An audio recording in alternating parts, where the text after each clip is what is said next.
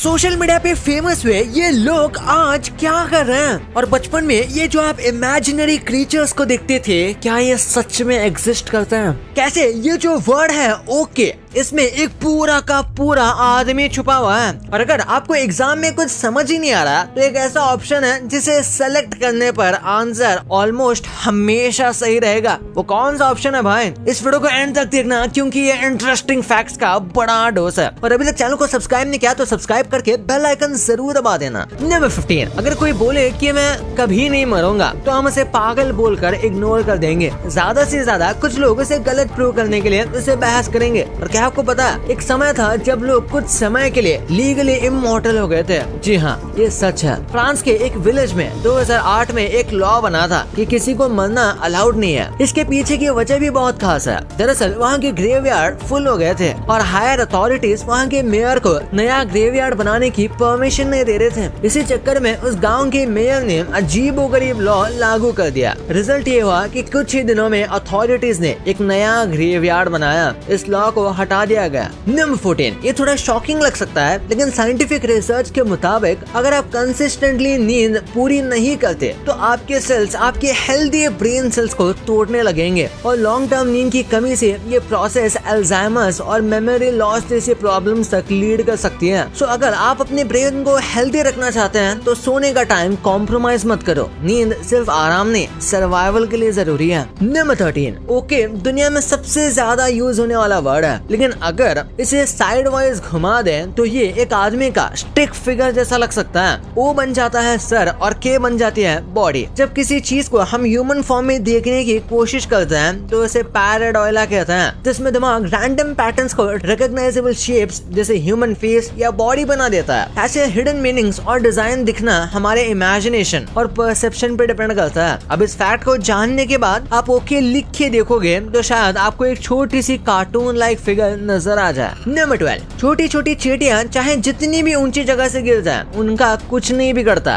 पता है क्यों? उनका साइज छोटा होता है और उनका वेट इतना कम होता है कि जब वो गिरती है तो उन पे ग्रेविटी का ज्यादा इम्पैक्ट नहीं पड़ता। उनका बॉडी सरफेस एरिया ज्यादा होता है in comparison to their mass. इस कॉन्सेप्ट को टर्मिनल वेलोसिटी कहते हैं, मतलब एक ऐसी स्पीड जिसके बाद ऑब्जेक्ट और तेजी से नहीं गिर सकता। चींटियां कभी उस लेवल तक जाती ही नहीं, इसलिए वो सेफली लैंड करती हैं। नंबर 11, एक ऐसा फ्रूट है जिसका नाम और कलर दोनों सेम है, ऑरेंज। लेकिन सच बात बताऊं तो ऑरेंज पहले ग्रीन होते थे। Originally oranges south east Asia में ग्रो होता है, जहाँ एक ट्रॉपिकल क्लाइमेट होता है। ऑरेंज पूरी तरह पकने के बाद भी ग्रीन ही दिखते थे। जब ऑरेंजेस कोल्डर क्लाइमेट्स में जाने लगे जैसे स्पेन और यूएस, वहाँ टेम्परेचर की वजह से फ्रूट का कलर नेचुरली ग्रीन से ऑरेंज होने लगा। आज भी कुछ कंट्रीज में स्पेशली ट्रॉपिकल रीजन्स में आपको ग्रीन कलर के ऑरेंजेस देखने को मिल जाएंगे। नंबर 10, ये फैक्ट एक मिथ को तोड़ता है। कई स्टूडेंट सोचते हैं कि अगर कुछ समझना है तो ऑप्शन सी चूज कर लो, क्योंकि वो स्टैटिस्टिकली सबसे ज्यादा बेस्ट होता है। लेकिन ये हर टेस्ट पे अप्लाई नहीं होता। मॉडर्न एग्जाम्स रैंडमाइज्ड होते हैं और टेस्ट सेटर्स भी अवेयर हो गए हैं इस सी ट्रेंड से। तो अब डेलिबरेटली करेक्ट आंसर को कभी ए, कभी डी या कभी बी में भी डाला जाता है। सो ब्लाइंडली सी को चूज करना स्मार्ट मूव नहीं है, अनलेस आपको ये पैटर्न नोटिस करो। नंबर 9, नेवर ऑड और इवन। ये सेंटेंस एक पैलिंड्रोम है। पैलिंड्रोम मतलब ऐसे वर्ड्स या फ्रेजेस जो उल्टा और सीधा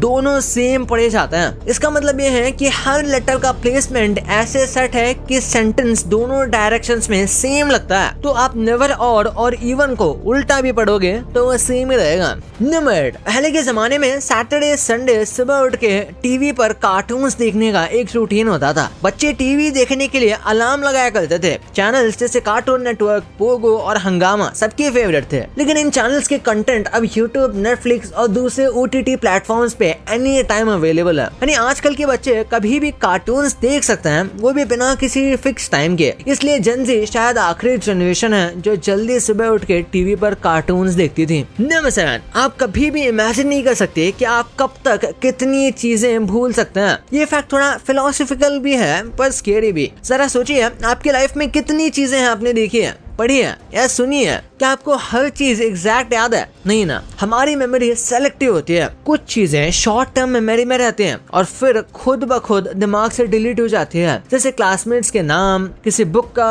एग्जैक्ट कंटेंट या रोज के छोटे मोटे इंसिडेंट्स। सब कुछ परमानेंटली स्टोर नहीं होता और सबसे सरप्राइजिंग बात यह है कि हमें याद भी नहीं रहता कि हम क्या भूल गए। नंबर 6, कभी नोटिस किया है कि हम जिन लोगों से बिना प्लानिंग के मिलते हैं, जैसे किसी पार्टी में या ट्रैवल के दौरान, वो कभी कभी आपके लाइफ का सबसे क्लोज फ्रेंड्स बन जाता है। ये इसलिए होता है क्योंकि एक्सीडेंटल मीटिंग्स में एक्सपेक्टेशंस कम होती है और बॉन्डिंग नेचुरल होती है। जब हम किसी रैंडम सिचुएशन में मिलते हैं तो हम रियल होते हैं, कोई इमेज बनाने की जरूरत नहीं होती। दो अननोन लोग जब किसी सिचुएशन में होते हैं तो उनके बीच इंस्टेंट कनेक्शन डेवलप हो सकता है। नंबर 5, एक अच्छा एक्टर वही होता है जो आपको ये फील ही ना होने दे कि वो एक्टिंग कर रहा है। जब आप किसी फिल्म या शो में किसी कैरेक्टर को देखते हो और उसकी फीलिंग्स, डायलॉग डिलीवरी और बॉडी लैंग्वेज इतनी रियल लगती है कि आप भूल जाते हो कि ये स्क्रिप्टेड है, तभी एक्टर अपना काम सही कर रहा होता है। एक्टिंग का असली स्किल ही वही है, दिखाना कि वो कैरेक्टर असली है ना कि रोल। जैसे कोई विलन इतना नेचुरल लगे कि आप उसे सच में ही हेट करने लगो, या कोई इमोशनल सीन में आपके आंसू आ जाए तो एक्टर ने आपको कन्विंस कर दिया है। नंबर 4, 2015 में MIT के 2 स्टूडेंट्स थॉमस और नबीद ने एक अमेजिंग इन्वेंशन किया। उन्होंने ऐसे ग्लव्स बनाए जो साइन लैंग्वेज को तुरंत नॉर्मल भाषा में बता देते हैं। इन ग्लव्स का नाम है साइन अलाउड, जिसमें स्पेशल सेंसर्स लगे हुए हैं। इन ग्लव्स को पहनकर जब कोई साइन लैंग्वेज यूज करता है तो ग्लव्स उन जेस्चर को ट्रैक करके कंप्यूटर तक भेजता है, जहां से यह ऑडियो में ट्रांसलेट हो जाता है। नंबर 3, अक्सर लोग सोचते हैं कि बेबी सिर्फ पैदा होने के बाद ही रहते हैं, लेकिन रिसर्च के मुताबिक कुछ बेबी माँ के पेट के अंदर भी रो लेते हैं। जी हाँ, ये सच है। कई अल्ट्रासाउंड स्कैन्स में ये पाया गया है कि कुछ फेटसेस में ऐसे फेशियल मूवमेंट्स करते हैं जो क्राइंग जैसे दिखते हैं, जैसे लिप्स का ट्रेम्बल, माउथ ओपन करना या हल्की सी वाइब्रेशन। लेकिन ये क्राई साउंड के फॉर्म में नहीं होता, क्योंकि वोम के अंदर हवा नहीं होती जहाँ से साउंड ट्रैवल करे।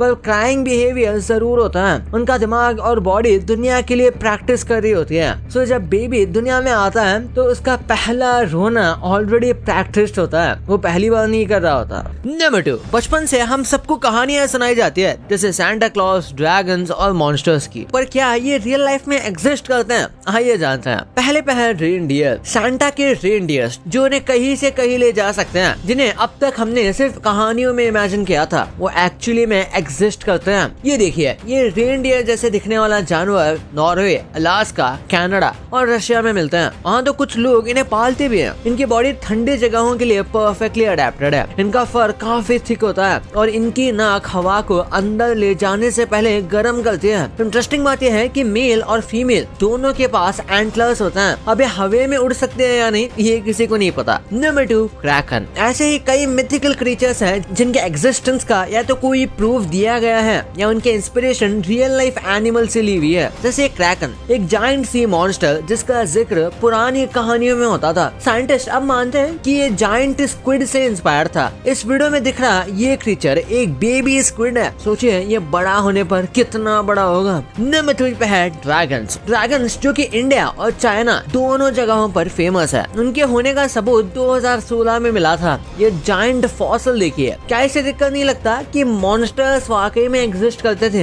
या क्या पता ये किसी डायनासोर का स्केलेटन हो। Number 4, Yeti. येटी एक तरह का राक्षस है और इसके एग्जिस्ट करने का सबूत खुद एक इंडियन आर्मी ऑफिसर ने दिया था। जैसे कि आप इस वीडियो में देख सकते हैं कि उन्होंने कहा कि हिमालय के one of the topmost region पे उन्होंने बड़े बड़े फुटप्रिंट्स देखे। सिर्फ एक या दो नहीं, बल्कि 40-50, जैसा कोई बड़ा सा आदमी चल के जा रहा हो। तो क्या ये वाकई में येटी के फुटप्रिंट्स थे? कमेंट सेक्शन में जरूर बताइए कि आपको इनमें से कौन सा क्रीचर रियल लगता है। फैक्ट नंबर 1, आपने इन इंटरनेट सेंसेशंस के बारे में कभी न कभी देखा या सुना जरूर होगा। आइए जानते हैं कि ये आज कहाँ है और क्या करते हैं। नंबर 5 पे है कचोरी वाले चाचा। कोलकाता के कचोरी वाले चाचा यानी ललित छंगानी एक वायरल फाइट के बाद फेमस हुए थे। वो आज भी वही छंगानी क्लब कचोरी चला रहे हैं। हालांकि वो सोशल मीडिया पे उनका कोई ऑफिशियल अकाउंट नहीं है, लेकिन फिर भी उनके वीडियोस अक्सर ट्रेंड करते करते रहते हैं। नंबर 4 पे है सनी डांसर। गोरखपुर के सनी डांसर यानी सन्नी पासवान अपने लवांडा डांस स्टाइल के लिए वायरल हुए थे। इंस्टाग्राम पर आज उनके 60K फॉलोअर्स हैं और ये शादियों और इवेंट्स में परफॉर्म भी करते हैं। नंबर 3 पे है हनुमान काइंड। केरला से आए रैपर हनुमान काइंड यानी सूरज चिरुकाट ने अपने हिप हॉप ट्रैक से दुनिया भर में नाम कमाया। उनके यूट्यूब प्लस इंस्टा फॉलोअर्स मिला के 500 के हैं और उन्होंने डेफ जैम इंडिया के साथ भी काम किया है। उनके एस्टिमेटेड नेटवर्थ 2 से 3 करोड़ के आसपास है और अब वो मलयालम फिल्म राइफल क्लब में एक्टिंग भी कर रहे हैं। नंबर 2 पे है वड़ा पाव गर्ल। चंद्रिका गेरा दीक्षित यानी वड़ा पाव गर्ल रातों रात इतनी फेमस हो गई कि उन्हें बिग बॉस OTT में बुला लिया गया था और यहाँ से उनको इतनी बूस्ट मिली कि आज ये दिल्ली में अपना खुद का एक शॉप ओन करती हैं। इनके हस्बैंड ने अपनी नौकरी छोड़कर इनके बिजनेस में हाथ बटाना शुरू कर दिया है। उनके इंस्टा रील से पता चलता है कि वो अपनी ड्रीम लाइफ जी रही हैं। नंबर 1 पे है डॉली चाय वाला। नागपुर के रविंद्रनाथ टैगोर मार्ग पर अपनी टपरी लगाने वाले डॉली अब एक इंटरनेशनल बिजनेसमैन बन गए हैं। हाल ही में दुबई में उन्होंने खुद का एक ऑफिस खोला है। अभी पिछले महीने वो मालदीव्स में भी चाय बेचते दिखे थे। आपको जानकर हैरानी होगी कि सुनील पाटिल यानी डॉली चाय वाला फेमस आज एक प्रमोशनल वीडियो के 5 लाख रुपए चार्ज करते हैं। भाई ये तो आपको पता चल गया, पर इंडिया के कुछ ऐसे यूट्यूबर्स हैं जो मूवीज में आ चुके हैं और आपने इन्हें एक्सपेक्ट भी नहीं किया होगा। और यूट्यूब पे ऐसे ऐसे चैनल्स हैं जिन्हें देखकर आपका दिमाग चकरा जाएगा। और आपने रेनबो तो बहुत बार देखा होगा, लेकिन आप इसी रेनबो को अपने घर बैठे बैठे टेस्ट कर सकते हो। वो कैसे, इस वीडियो में सब पता चल जाएगा भाई। तो इस वीडियो को अभी दबाओ, बहुत ही मस्त है। और अभी तक चैनल को सब्सक्राइब नहीं किया तो सब्सक्राइब करके बेल आइकन जरूर दबा देना। तो मिलते हैं अगले वीडियो में, तब तक के लिए बाय।